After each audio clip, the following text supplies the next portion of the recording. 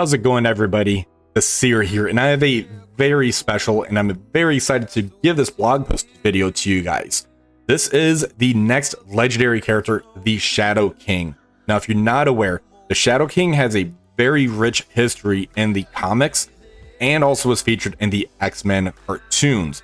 So if we take a look over here, this right here is the character that's possessed by the Shadow King. This is Amal Farouk. Now, the history behind him is the Shadow King is allegedly a multiversal manifestation of the dark side of human consciousness, spawned by the first nightmare. When the mutant Amal Farouk lost his father and the market he lived in, the Shadow King appeared to him and promised him he would never be alone again. Amal accepted the deal and bonded with the Shadow King. They basically made a pact with each other, and one of the people that the Shadow King bonded with was a crime lord and used orphans to basically do his dirty work. That's how Storm kind of got brought into the mix, and the X-Men in general, like Professor X. So the Shadow King is definitely worthy of being a legendary character. He's actually really cool. I'm really excited for this one. Let's go ahead and see what's in this blog post. After traversing the post-apocalyptic wasteland to recruit the services of Old Man Logan, we're headed to the astral plane to search among the darkness for the next legendary, the Shadow King. This infamous multiversal manifestation will lead the astral team into battle, where they'll specialize in Battleworld missions and punching holes through Alliance War teams. That's really cool, and I'm curious how good in Alliance War and how good in Cosmic Crystals. That's kind of my favorite game mode. Fighting alongside the Shadow King will be Emma Frost X-Men. So we're getting a new Emma Frost. Now, if you're not aware, Emma Frost has been more of a hero than she's been a villain. So us getting actually a hero and X-Men version of Emma Frost, it's really cool. I'm curious if they're going to bring any of her current in-game parts to the hero X-Men version team. We're also going to be getting the Ancient One.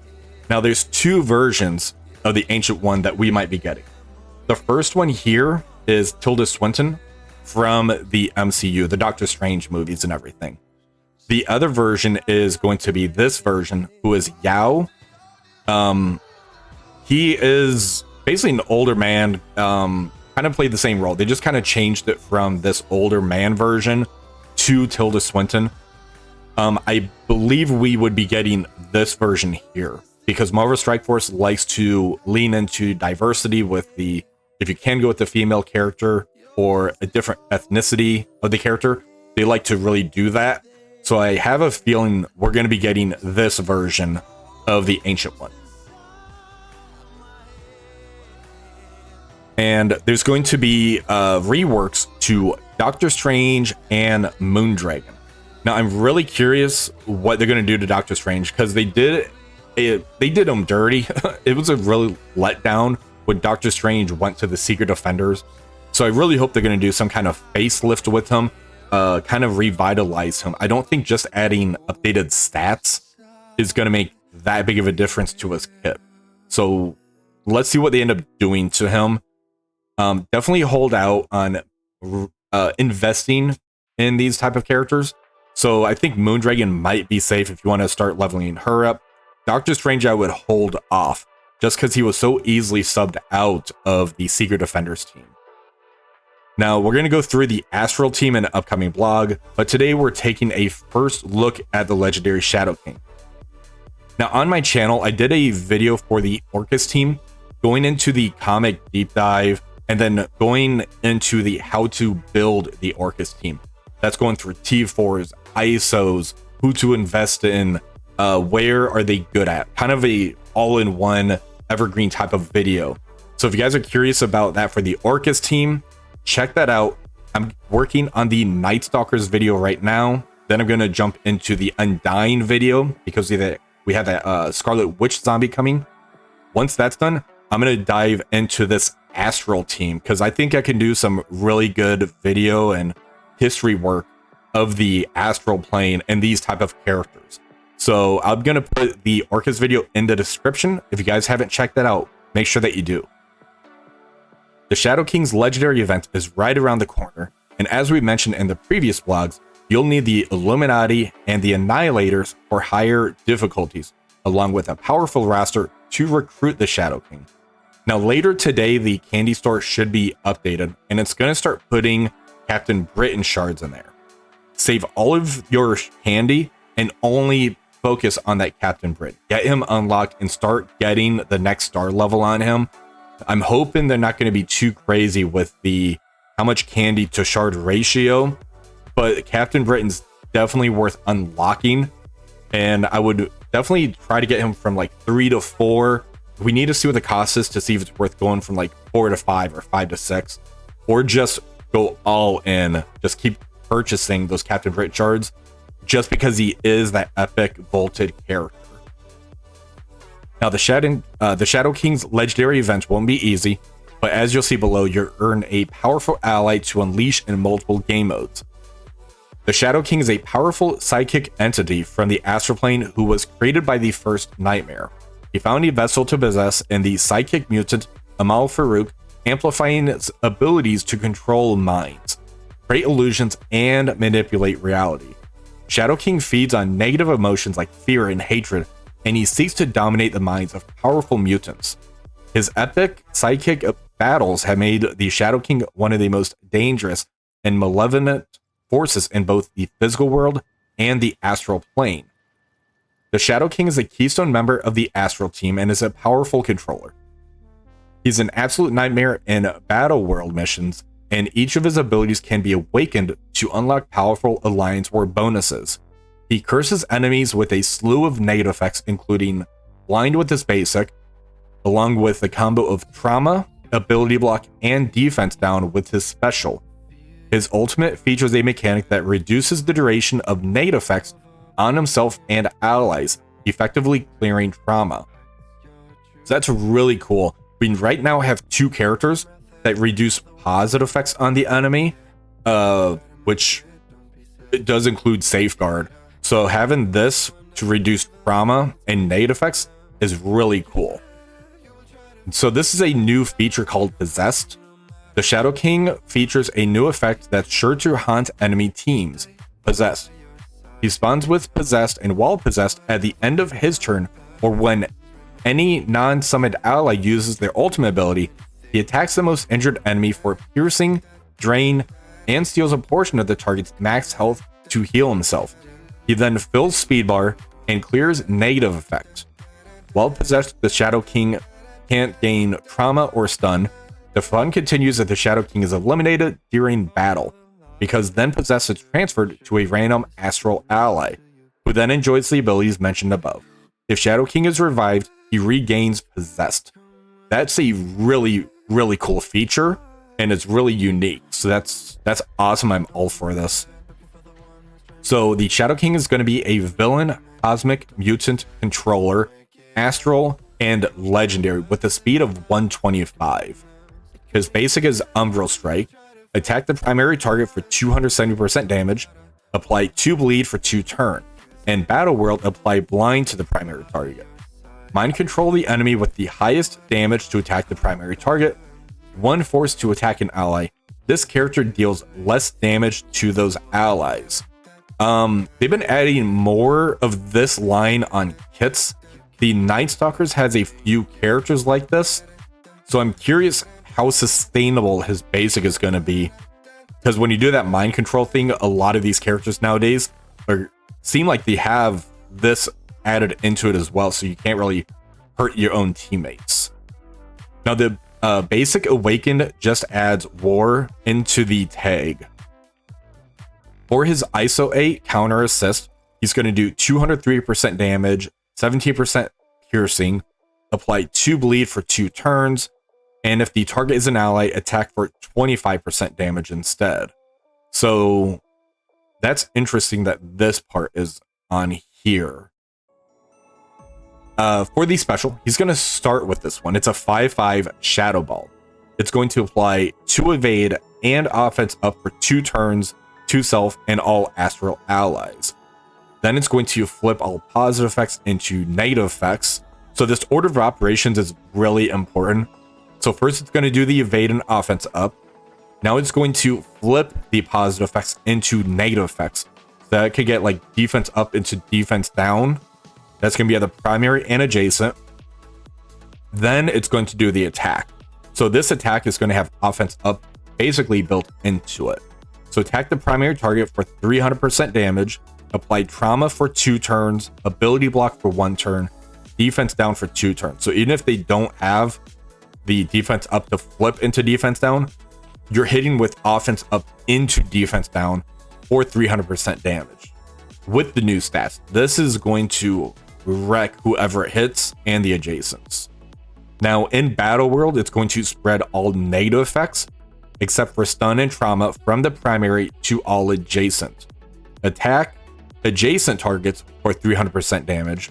And then this also has 500% extra focus. It's unavoidable. I'm right now looking at Raider as far as ISO goes, because it's going to have the additional focus built into this hit. And his ISO attack doesn't look like Striker to me. This is a splash damage move. So this is saying Raider for the ISO. Now for the special, it's just going to add and war into the mix on the tag here. The ultimate's going to be turn 2. Its energy cost 4/6. Reduce the duration of all negative effects on this character and each ally by 2. So this is the negative effect decay, basically the opposite of the positive effect decay that we currently have in game with Thanos Endgame and Oath. Then it's going to heal self and all allies. So this is important for order of operations too. This is going to reduce heal block to go from 2 or 1 down to 0. And then it's going to heal self and all allies for 20% of this character's max health. Copy and clear all positive effects except for taunt from all enemies to self.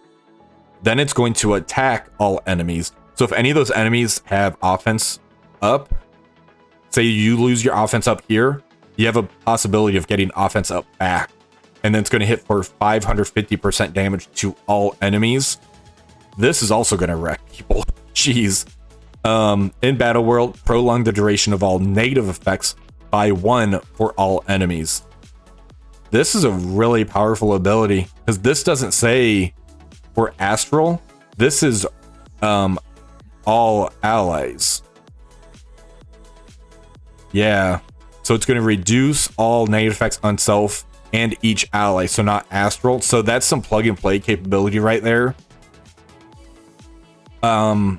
Yeah, this one cannot be dodged or blocked. So if this character has blind that's longer than a 2-turn duration, this could still miss. It's not unavoidable. Now for the awakened portion, it's just going to add war on here again. The passive is really, really cool. So on spawn, gain possessed, clear positive effects from all allies. So again, all allies. This right here is basically saying if an ally has that possessed, he basically takes possessed back. That's what I was saying earlier. So when this character or any astral ally has possessed, at the end of that character's turn, or when any non-summoned ally uses their ultimate ability. So that can hurt. Attack the most injured enemy for 300% piercing, 50% that's going to be drained, and he's going to steal 5% of that enemy's max health and redistribute to the possessed character. Fill the possessed character's speed bar by 15% and clear 1 negative effect on the possessed character. If that character, characters that have possessed cannot gain trauma or stun. When a character that has possessed dies, apply possessed to a random astral ally that does not have possessed. Now in Battleworld, enemies cannot spawn with immunity. The Awakened adds war as well. So this is a really cool ability. I like how the full possessed thing is just the passive ability.